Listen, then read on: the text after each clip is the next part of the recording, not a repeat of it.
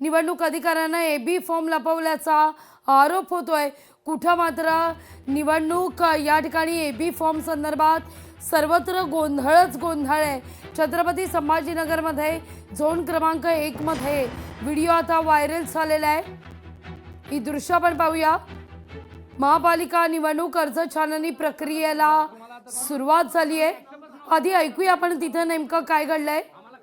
पडलं असतं माफी गापक झालं म्हणून एवढं सकाळपासून बसा लागलो सर आम्ही।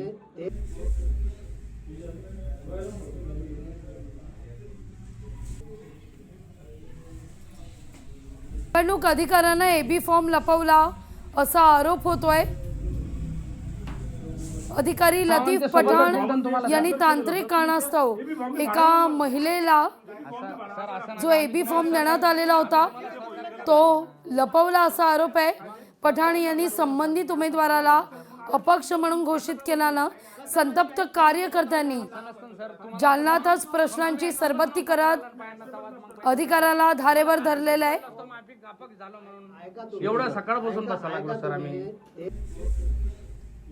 दालनामध्येच खरं तर ही प्रश्नांची सरबत्ती झाली आहे। आम्ही दिलेला फॉर्म तुम्ही स्वीकारला, मग आता तो अर्जात लावत का नाही? फॉर्म जोडायचा नव्हता तर तो परत का दिला नाही, असे अनेक सवाल या ठिकाणी उपस्थित होत आहेत। त्यांनी माझ्यावर अन्याय केला। त्यांनी टेबलाच्या खाली ठेवला तो फॉर्म आणि जेव्हा आम्ही विचारायला गेलो तेव्हा ते म्हणाले की हा फॉर्म तुमचा नाही आहे। आम्ही खूप विनवण्या केला त्यांना जोडण्यासाठी, त्यांनी जोडला नाही। त्याच प्रकारे त्यांनी माझ्यावर, मी अनुसूचित जाती महिलाची उमेदवार असल्यामुळे त्यांनी माझ्यावर हा अन्याय केला। मला न्याय मिळवून द्यावा ही माझी विनंती आहे। एबी फॉर्म पक्षाने दिला आहे, आम्हाला त्या अर्जासोबत जोडायचा आहे। आम्ही वेळेच्या आत आलेलो आहे। त्यांनी पण ते मान्य केलं आणि ते मान्य केल्यानंतर त्यांनी सांगितलं की आता खूप गर्दी आहे, मी हा फॉर्म 100% जोडतो। आणि त्यांनी त्यांच्या डायरीवर लिहून घेऊन तो फॉर्म तिथं जोडतो म्हणून सांगितलं। परंतु आम्हाला वाटलं ही निवडणूक प्रक्रिया आहे ती विसरून जातील, त्याच्यामुळे आम्ही त्या ठिकाणी 3, 4, 5, 6 असे रात्रीच्या 10 वाजेपर्यंत मी आणि माझी पत्नी त्याच ठिकाणी त्यांना विनवण्या करत होतो की सर तो फॉर्म लावला का? त्यांनी शेवटी सांगितलं तो फॉर्म लावला, तो फॉर्म तुमचा डन झालेला आहे। त्यानंतर त्यांनी सांगितलं की तुम्ही निवांत जा। त्याच्यानंतर काल आम्ही छाननीसाठी गेलो असता त्यांनी आमचा भाजपतर्फे दिलेला उमेदवारी अर्ज त्यांनी बाद केला। त्यानंतर त्यांनी आम्हाला अपक्ष म्हणून घोषित केलं।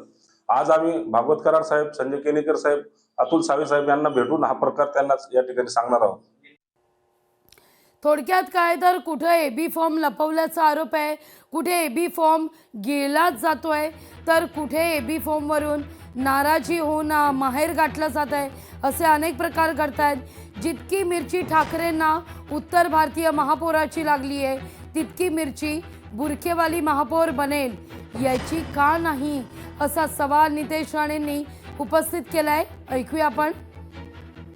मुंबईच्या माझ्या सर्व हिंदू समाजाने विचार केला पाहिजे।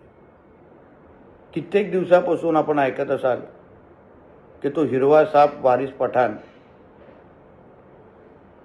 धमक्या देतोय की मुंबईचा महापौर हा कोणी खान, पठाण किंवा अब्दुल बनू शकतो। मुंबईचा महापौर कोणीतरी बुरखावाली महिला पण बनू शकते। तेव्हा कुठल्या ठाकरे गटातल्या लोकांना मिरची लागली, कोण बिळातून बाहेर आले, कोणी आक्षेप घेतला। पण जेव्हा कृपाशंकर सिंगनी मुंबईचा महापौर हा उत्तर भारतीय बनू शकतो असं म्हटलं तर हे सगळेच बिळातून बाहेर आले, बोंबलायला लागले। जेणे काय हिंदूंमध्ये फूट पाडण्याची सुपारीच ह्या लोकांनी घेतलेली दिसते।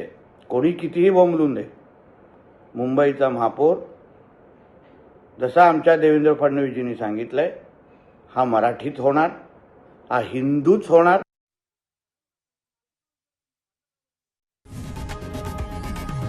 लोकशाही मराठी ऐका, पहा, जागरूक रहा।